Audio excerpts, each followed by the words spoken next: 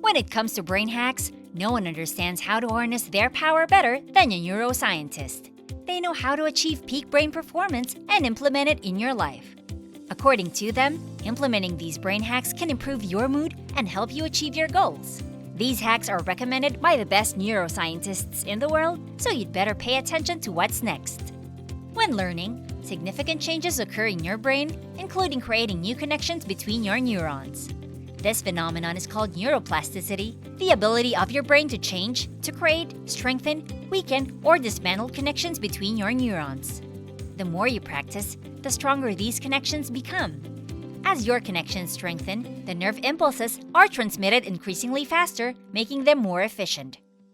According to Dr. Adam Hontman, voluntary movement results from a goal-based decision and a process that converts the goal into relevant motor commands. Planning and executing appropriate motor commands depend on learning the relationships between motor commands and physical consequences. Our motor system has all of this beautiful interaction with the sensory stations in the brain or cognitive stations. So engaging those circuits can fortify memories in the parts of the brain. Brain chemicals such as dopamine allows nerve cells to talk to each other and relay information from and to the environment. Dopamine in particular is released when pleasant surprises are experienced. This helps the organism learn about certain actions as consequences.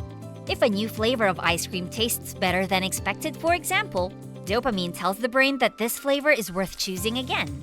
But this is not the case every time. Next time, you may experience something unexpected, so it's best to keep your expectations low. Professor Naoshige Yoshida from Harvard University says, when you try to achieve something difficult, you have to set a high goal, but you can still keep your expectations low such that you may not achieve your goal. However, if you reach the goal, you'll be delighted. Things always fail, so I think it's always best to keep your expectations low.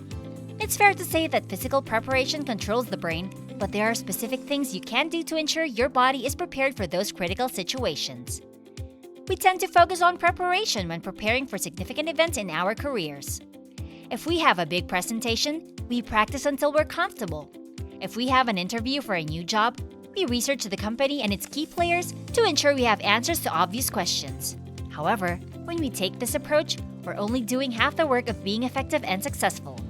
Dr. Randall Platt believes everybody has a specific time during the day when their brain is at its optimal performance. So I use a scheduling hack to save that time to do important tasks. I would recommend giving your highest performing time to your most demanding tasks. If you're best at 7 in the morning and you're checking emails at that time, I don't think you're optimally using your capacity. It may be true that you don't like your job, but you can tell your brain that you appreciate earning money while you look for new opportunities. It'll then search for examples that support that idea of appreciation and will also search for areas of opportunity. You don't have to create an inaccurate statement about your job and lie to your brain, but you can decide which aspect of the situation it spends time and energy on. This strategy allows you to function optimally instead of being drained of focus and power. Walking may seem pretty simple for those able, but it's a complex process involving neuromuscular, sensory, and cognitive functions. Many studies have shown that walking exercises may help prevent cognitive decline and lower the risk of dementia. This is because walking increases blood flow to the brain, releasing endorphins. Professor Javier Medina describes his experience. I was reading that scientists have shown that walking 3 times a week for half an hour or so increases a part of your brain called the hippocampus, which has a lot to do with memory and helps humans do better in memory tests. So if I had to give one tip, I would say do more walking. Research shows that the quality of a child's early environment is a prerequisite for overall brain development. A stimulating and effective learning environment will positively affect all other learning areas later on. You'll need space, time, material, and an accommodating climate that nurtures our sense of security. According to Dr. Gabe Murphy, I'm distracted by clutter, be it auditory or visual. So oftentimes, when I need to think about something, I need my desk to be clean or I need it to be quiet. However, there are other situations where I need to be more creative, let my mind wander, and being in a coffee shop or a messy room helps. So the hack is putting myself in a situation that's conducive to what I need to do at that time. Memories are not perfect. They fail partly due to our inadequate encoding and storage, and in part, our inability to retrieve the stored information accurately. But memory is also influenced by the setting in which it occurs, the events that occur to us after we've experienced an event, and the cognitive processes we use to help us remember. Dr. Alan Rubin from the Weizmann Institute of Science says, it seems that when memories are linked together, it's easier to remember them. For example, a friend once told me about his high school teacher who thought of a trick to retain an accurate approximation of the mathematical constant E. It starts with 2.7, and then it's twice the year of the birth of Tolstoy, 1828. Therefore, it's 2.71828-1828. None of the students knew either the value of E or the year of the birth of the famous writer, but thanks to the trick, they could remember both. Emotional awareness is the ability to recognize and make sense of your own emotions and those of others. High levels of emotional awareness mean you can learn from your feelings quickly. For example, if you feel sad, you can reflect on why this is and make decisions that help you. It also means you can predict emotions in advance. You know what actions will lead to what emotions, which means you can make better choices accordingly. According to Dr. Cornelius Gross, be as aware as you can of your emotional states and enjoy them, and be patient with the states of other people. Perhaps if you realize that other people's actions are directed by their instinctive urges, we can be more accepting of each other. People constructed mental maps in ancient Greece and Rome using a memory palace as their mind walked from room to room. Scholars and clergy could recall facts and data they had attached to certain household features like a rug, a desk, or a window. Today, this Western technique is still used by medical students to cram an encyclopedia of knowledge into their brains. According to the Associate Professor of Pennsylvania, Nicole Rust, the memory palace technique is most effective, spurring added activity in your brain and enabling you to remember small details more accurately.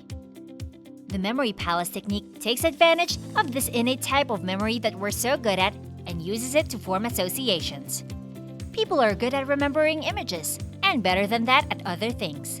For example, we're good at remembering pictures, but not lists of numbers.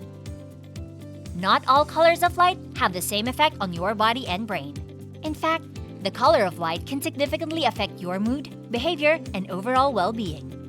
Exposure to natural light, with its full spectrum of colors, can have a powerful impact on your daily life. Different colors of light can affect your sleep, productivity, and mood in various ways. Dr. John O'Hagan says, the color of light is not just what we see. It also impacts how we see and process information. The color of light affects various physiological and psychological aspects, including vision, mood, and alertness. For example, light in the blue range of the spectrum tends to be more alerting and energizing, making it a good choice for daytime activities. On the other hand, light in the red range is more calming and suitable for evenings when you're winding down. Our brain is excellent at picking out details in our field of vision. It's always in gear. It's like a car that always has the accelerator on. Dr. Lisa Montgomery from Harvard University says, when it comes to memory, the journey is often more important than the destination. Studies have shown that learning experiences which are better, deeper, and richer in memory tend to be recalled better. These studies suggest that memory is an integral part of our everyday life, and much of our learning and understanding are determined by the way we remember. It's not just about retaining information. It's about enriching and elaborating on what you know and applying it in a meaningful context. So, as Dr. Dale Schurter says, the best memory hack is to learn things that you care about. It's always going to be a lot easier to remember information about a topic that you're passionate about than to remember something you're not interested in. So if you can find a way to make what you're learning interesting to you or important to you in some way, that's going to be a much more effective strategy for remembering things. When you're working or studying, it's common to get in a state of flow, where you're fully engaged, focused, and highly productive. This state of flow is often associated with being in the zone. When you're in the flow, you're completely absorbed by what you're doing, and time seems to fly by. Dr. Felix LaRue says, there are a few things you can do to help yourself get into a state of flow more often. You can break your work into smaller, manageable tasks so that you can focus on one thing at a time. You can also set aside dedicated time for deep work when you know you won't be interrupted.